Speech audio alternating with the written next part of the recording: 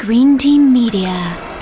This story is based on a real story.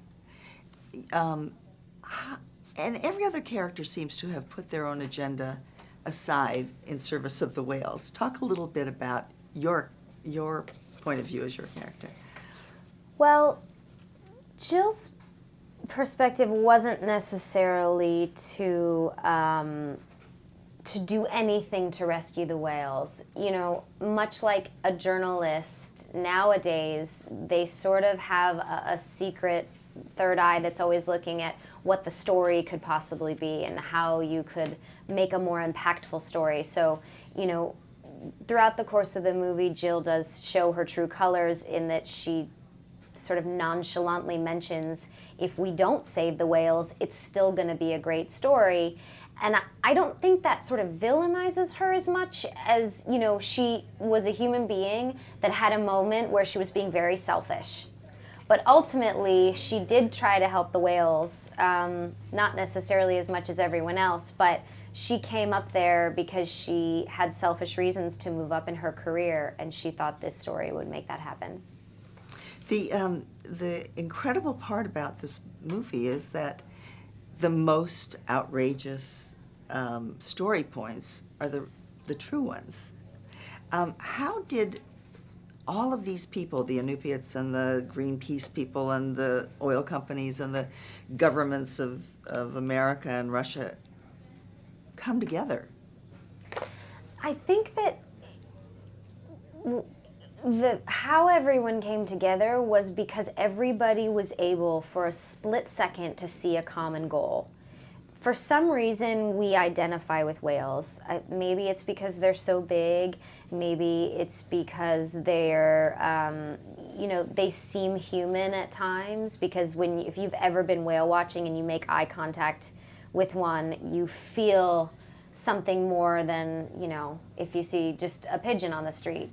There's something about whales that are so magical that we understand them. So everyone involved from different backgrounds, culturally, politically, with different investments in the story, just decided momentarily at this one point in history to have a collective goal, and it made the impossible possible. And it's just an extremely inspiring story. You know, collectively, they were able to do miraculous things. Mm-hmm. But one of the story points that I love is that even if you're a single person, you can still do incredible things. Mm-hmm. Yeah, it's interesting because, you know, it watching the movie fills you up with so much almost self-esteem or just the feeling like you can accomplish anything. One of the storylines that stood out to me so much was the culture clash between the Americans and the Inupiats when, you know, a bunch of Americans came up there and said, help the whales because we like animals, and the Inupiats politely replied, we've been harvesting them to feed our babies for thousands of years. You don't really have the right to tell us this is wrong.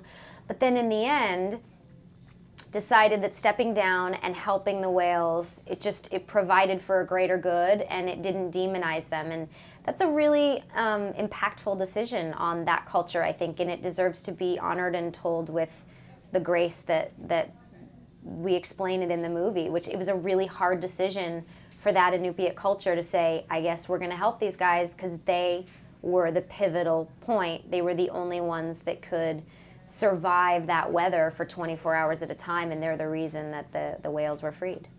What's the one thing that you loved most about playing Jill? Her hair and makeup and the whole dress code for Jill was just fantastic. Playing someone from the 80s is really like no other. Because I grew up in the 80s even though I was really young. So there were some real bad decisions made in the 80s.